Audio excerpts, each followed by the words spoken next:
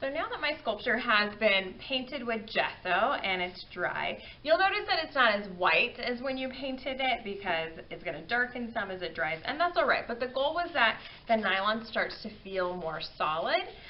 So now we're ready to paint with acrylic paint. So I wanted you to practice drawing your sculpture and how you envision to paint it. So remember, one of the requirements is that you demonstrate creating value change on the surface of the background paint color. So that could fade from one color into another color, or it could fade from light to dark. So my plan was to mix between blues and greens. So when we paint the background, you need to be on your messy mat because that's acting like a tablecloth.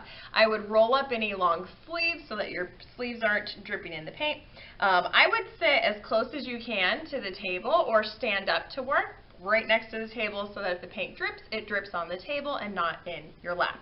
So you will be coming to get paint colors based upon what your pre-plan was. So I needed blue and green. So I've got these small little plastic cups, and I just repurposed Gatorade bottles. They've been cleaned out. They have acrylic paint inside. There's a hole drilled in the top, and all we do is just squeeze the bottle and the paint's going to come out. So you're going to start just with a small cup size of the colors that you need. So I've got the blue and I've got the green, but I'm also going to get a little bit of white just so I can lighten it in some spots.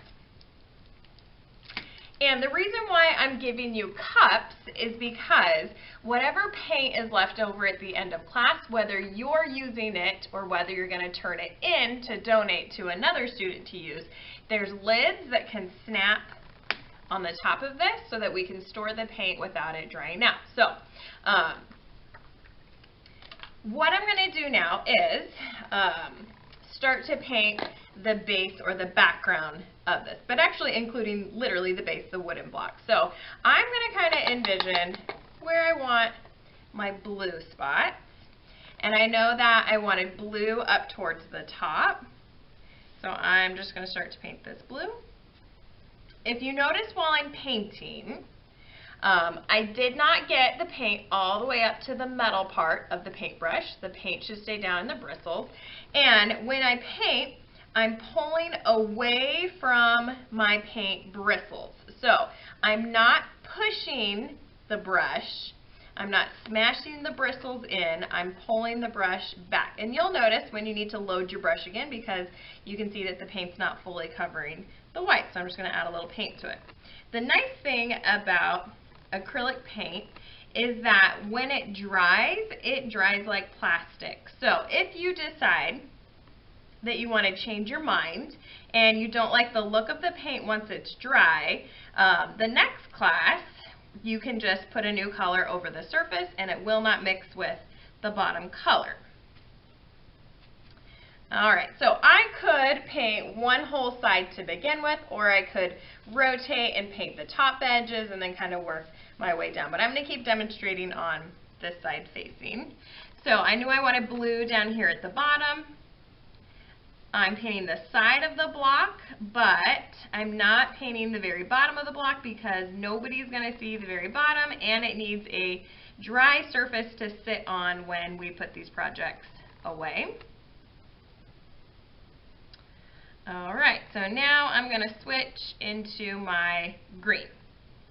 Anytime I'm switching paint colors, I'm going to want to clean that paintbrush. So you have a cup that's got water in it that you're going to use to wash out your brush, drag it along the bottom of the cup, and that should be enough to clean out the paint colors. And then I'm just going to test it with my paper towel to make sure it's clean before I switch colors, because I want to try to keep the color pure inside my cup so it stays the pure green.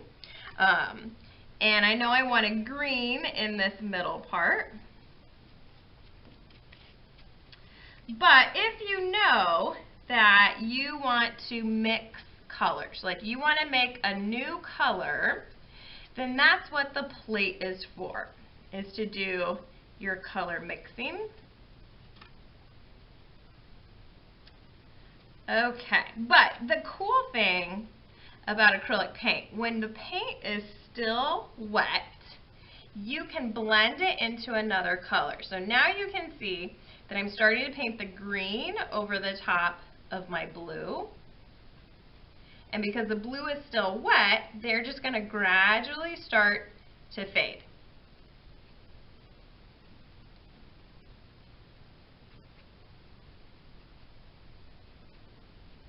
So I've got like this gradation or value change where it's kind of fading from the blue gradually into the green.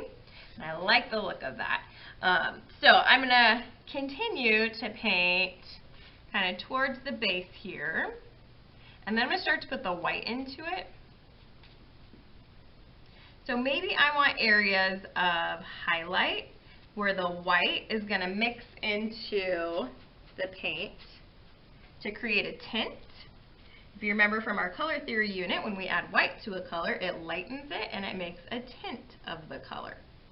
So right now I've got enough to work with. So I'm going to clean my brush out, drag it along the bottom of the cup to get all the paint colors out. And then I like to dry it off my paper towel, check that all the paint is really out of the bristles.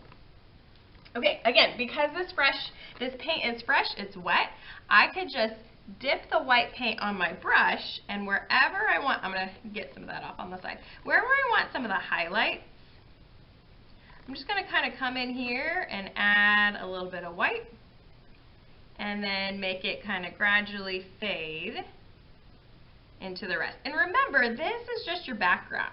You're going to be painting details on the surface of this when your background's dry. So kind of keep that in mind, that the surface details are going to cover up a majority of this, but you'll still see some background showing through. So that's what happened when I put white into my paint to create a tint. If I want it even brighter, again, I'm going to clean off my brush to get all that paint color out before I load the white, because I really don't want to contaminate my white paint. And maybe I want this to be brighter in this section.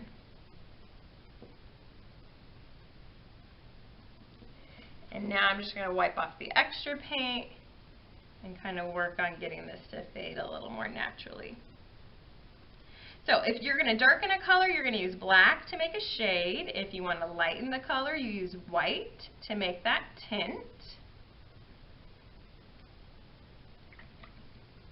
Okay, I'm going to show you how to mix colors using your plate. So if you're not going to mix your colors on the surface of your sculpture, that's what the plate's for. So I might decide that I want to make a blue-green color to begin with. So I like to teach my students just to use the handle of their paintbrush to get the paint colors out. So I'm just going to scoop some paint out, and I'm going to wipe it off on my plate. And then I'm going to clean the handle of my paintbrush. I like to use the handle because the paint isn't going to get jammed up in the bristles. You're not going to waste as much paint that way, and it's going to take longer to clean the bristles. So now I'm going to scoop out some blue, and I'm going to wipe that off on my plate. And now I'm going to start to mix it. I like to use the handle of my paintbrush to do all the mixing for the same reason. Paint's not going to get jammed up in the bristles, you don't have to clean the brush, and now you've got a pile of paint ready to use. If I wanted to lighten that, I'm going to put white in its own spot. The fastest way to mix the color and not waste paint is to work light to dark. So white is lighter than the green, so I'm going to start with the light and put the dark into the light. So now I'm going to scoop up a little bit of the green and start to mix this in. Because if I want it darker, I can always grab more green and mix it into it. But it's going to take a whole lot more white paint to get this same tint of green if I was just to put white into the green. So those are some strategies to help you with mixing colors. I'm more than happy to help you make any color that you might be trying to mix. At the end of class, what you're going to do is put all your paintbrushes back in your water cup. I'm just going to collect this cup from you. Your bristles should be soaking down in the water.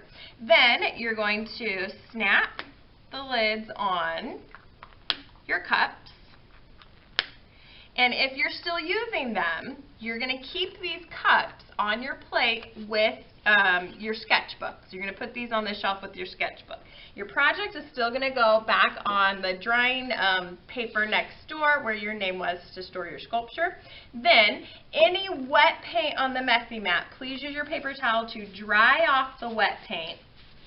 And then we'll be turning in messy mats, and then you can be washing hands. Remember that acrylic paint is permanent. So if you get acrylic paint on your clothes, the fastest you get it off the clothes, the better luck you'll have at washing out. So the minute you see acrylic paint on your clothes, I would go to the sink, I would get a little bit of soap and water on a paper towel and start to wipe that off where you got the paint on it. Then let me know. I do have some stain remover we can put onto it, so hopefully it won't stain permanently. But during this unit, I would encourage you not to wear your favorite clothes or bring in an apron or a large shirt that you can wear to act like an apron over the top of your clothes. Button-up shirts work great. They're real easy to get on and off. So there's some things to think about.